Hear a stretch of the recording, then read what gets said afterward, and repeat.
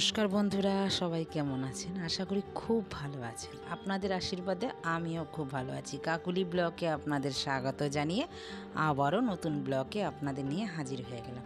চলুন, সকাল থেকেই কিন্তু ব্লগটি আজকে আরম্ভ করেছি। সকালবেলা উঠে বাসি কাপড় ছেড়ে বাসন টাসন মেজে এবার চাটা বসিয়ে দিই। চা বসিয়ে দিয়ে যাব বাগানে। আপনারাও আমার সাথে বাগানে চলুন। আজকে বাগানে গিয়ে এত সুন্দর এক মধুর আওয়াজ শুনবেন, আপনাদের মন আর প্রাণ দুটোই ভরে যাবে। কান শুদ্ধ হয়ে যাবে বললেই একটা চলে। চলুন, চা তো বসিয়ে দিয়েছি, বসিয়ে দিয়ে এবার বাগানে চলে এসেছি। বাগানে জল দিই, চা বসিয়ে দিলে আমার চা করতে প্রায় 10 মিনিট লাগে। ওই যে শুনুন ডাক।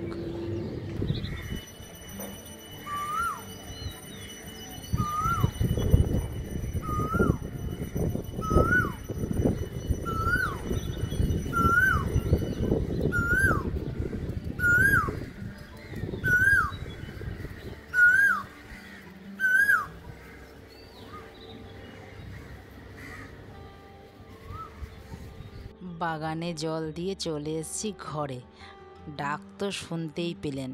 সকালে আজকে বানাবো ভেন্ডি আচারে আর রুটি। যেহেতু কালকে রবিবার গেছে, অনেক কিছু রান্না করেছি, তো আজকে অল্প কিছু রান্না করব। দাদা গেছে বাজারে ফুল আনতে, আর সাথে যদি কিছু আনে সেটাকে আবার ধুয়ে রেখে দিতে হবে। আজকে আমার মেয়ের আবার প্রথম স্কুল খুলবে, সেকশান শুরু হয়ে গেল। আমার মেয়ে 9-এ উঠে গেল।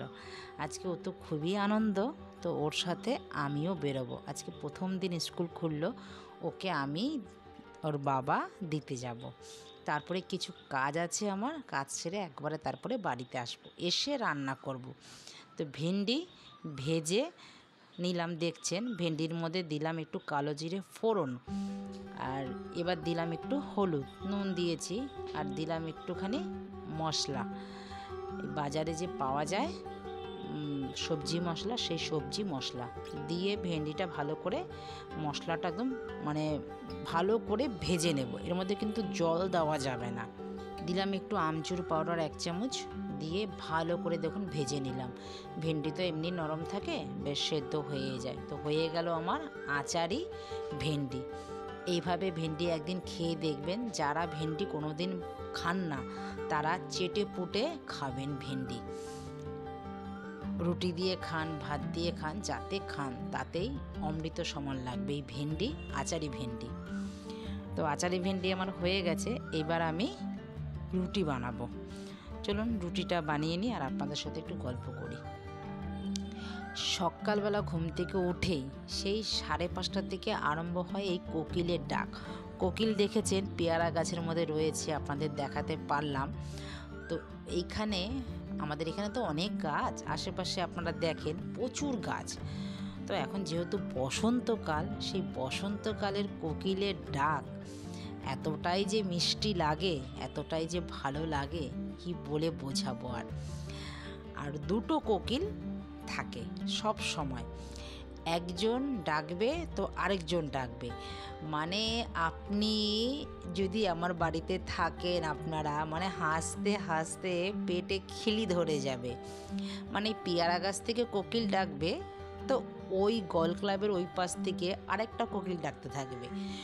ও যত ডাকবে এ তত জোরে ডাকে, আবার এ যত জোরে ডাকবে ও আবার তার থেকেও জোরে ডাকে।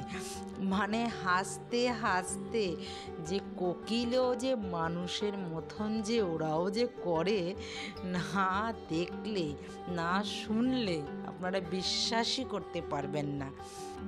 আওয়াজটা শোনার সময় মনে হয় 2জন কোকিল কম্পিটিশনে নেমেছে, কে কার থেকে জোরে ডাকতে পারে।